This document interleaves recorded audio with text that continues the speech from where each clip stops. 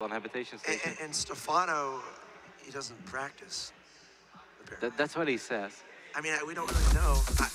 I actually had a chance to talk to him yesterday, which was great.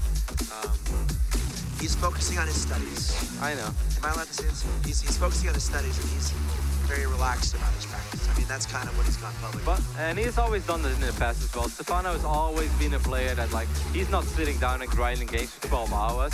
Maybe when he was young and he was trying to make it, but as soon as he got very good at the game, he's always had a very relaxed approach, which I actually think was one of his strengths because, you know, Elias doesn't sweat it. He doesn't get nervous over stuff. Like, each player has their own way to kind of get better, and if that works for him, so be it. It seems to be working for him.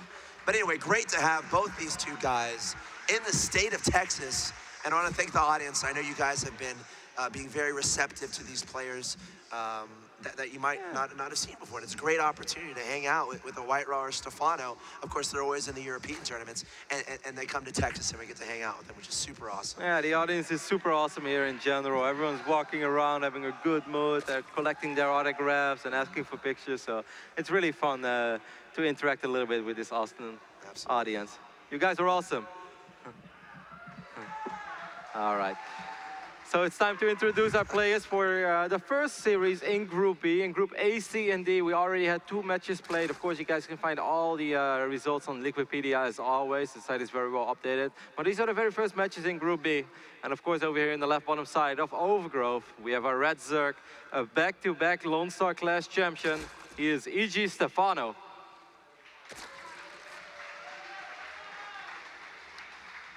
One of the scariest Zerg players to honestly ever play the game of StarCraft 2. His opponent in the top right-hand location, hailing from Ukraine. He is the blue Protoss player, WhiteRa.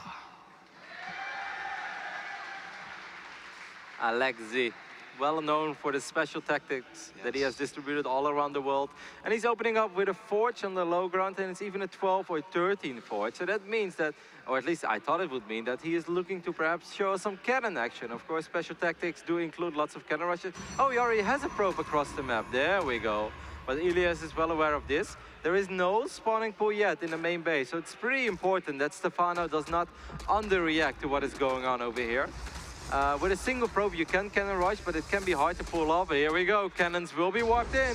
Stephano not messing around at all. He pulled a lot of drones to deal with this, targeting down that pylon. Now peeling away a couple drones to take down these cannons. Ooh, no cancel on that photon cannon. That's a lot of minerals lost there for WhiteRa, but he's not going to stop trying to make this work. Stephano he needs a new pylon. Is a poised player. He can deal with this. Yeah, but WhiteRa needs a new pylon ASAP. This pylon is going to fall before any of these cannons are up. There we do go with a new pylon, but I'm afraid that WhiteRa is in a lot of trouble. He just doesn't have the money to back this up anymore. Not a single cannon went up yet. There's a lot of surface area on these buildings. As you can see, 4 or 5 drones at once attacking any of these buildings. WhiteRa is not going to cancel this pylon either. I love me some special tactics from Alexi, but this was not very well executed. Yeah, Stephano is just dealing with this Cancel so perfectly. WhiteRa. And we saw it from the beginning. He wasn't messing around with those drones. He pulled them all kind of at once. I think he brought like 8, like at least half of his mineral line down to his natural expansion. You know, that shows how kind of good he is. He's willing to make that sacrifice to make absolute sure that the cannon shenanigans don't happen. And nothing feels worse than as a Zerg player when those cannons start getting up and you're having to devise some plan of your. When you're trying to stop a cannon rush like this and you're letting your hatchery finish, that is a big commitment because you don't want to underreact to it. The moment you decide to let the hatchery finish, you better be damn sure that you can also keep that hatchery alive. Yeah. And Stephano didn't underreact. He pulled a lot of drones immediately. I must say, I do think that WhiteRa could have executed his cannon rush a little bit better. There was a lot of surface area on these cannons that was available. He didn't cancel the first cannon that went down, and 137 minerals for that cancel of the cannon could make the difference between having money to drop 2 buildings at once that can actually protect the cannon and can make sure that one of these cannons can go up. So Stephano did things right, and I think it's safe to say that WhiteRa made a mistake or 2 in that process. So, being the excellent Protoss player you are, let's say you are WhiteRa in this position. Your cannon rush, unfortunately, is not executed as well as it probably could have been. where do you kind of go from here? I mean, you're going to be behind. Yep. What kind of options do you have? It's really hard because often when people think like, hey, I'm behind, I'm just going to try to hit some sort of 2-base all-in after this because that is my best shot. But actually, because you're already behind, that means that your 2-base all-in is going to be later than it normally is as well, and your opponent is going to have slightly more units to work with. So as silly as it may sound, the best chance for WhiteRa right now is probably just to sit back, macro up, maybe like play it with a Stargate from here so you're guaranteed to deal at least some economic damage, and then try to go up to 3 bases and just play it passively because it's going to be very hard to hit some sort of a timing behind this. And kind of on the other side of things, from Stephano's point of view, he sees this cannon rush, not go completely well. Is there a timing attack he's kind of looking for? Is he going to wait for that 3rd base to pop down and then try to pressure it as hard as he can? What's kind of Stephano's mindset going into this mid-game? If I was Elias, and I think most Zerg players can attest to this, from this point on, you just want to make sure that your opponent doesn't go up to 3 bases. If he goes up to 3 bases, you can just muster out as many units as possible, you run across the map, and you try to cancel it. If he doesn't go on 3 bases, well, then you know what there is to do for you. You just make the right amount of units to stop any 2-base all-in, and if you defend that, you'll win. And if he just never goes up to 3 bases, but he doesn't attack you either, well, then it's no problem because you're still on 3 bases yourself. So right now the ball is definitely in WhiteRa's corner, and I think that Stephano is just going to play very reactive. So we see a robo down from WhiteRa, and he's making one of the most exciting units in the game. A War Prism coming out here for WhiteRa, so definitely going to be trying to employ additional special tactics to bring himself back to this game. Look at all these gateways being thrown down from WhiteRa. A very lonely pylon going to be powering them all. More on that later, but definitely going for some heavy gateway aggression with that War Prism. He doesn't have +1 though. Normally when you make an attack like this, you're trying to go for some +1. He only has 36 workers, he has 14 over here in the natural. He goes for a full wall of, I believe it is, so Elias, Stephano is going to have to produce as many units as possible with a little bit of luck. He will even have an armor upgrade advantage because he has both upgrades going down. There are 10 drones on the production tab. He has to stop with that.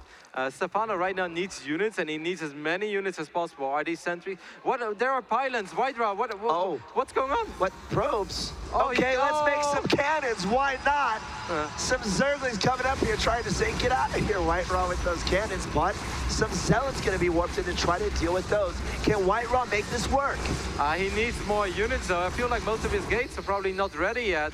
Just now he can wipe in more units. He still has quite some minerals. Maybe they're on cooldown, but I'm afraid there are a few too many units over here. The War Prism went down, but there is one pylon powering all these cannons. But Stephano, with so many Zerglings on the way, is most likely going to shut this down. So the biggest part of something like this is that initial, that whoa reaction from the crowd when he drops the probes and starts building buildings.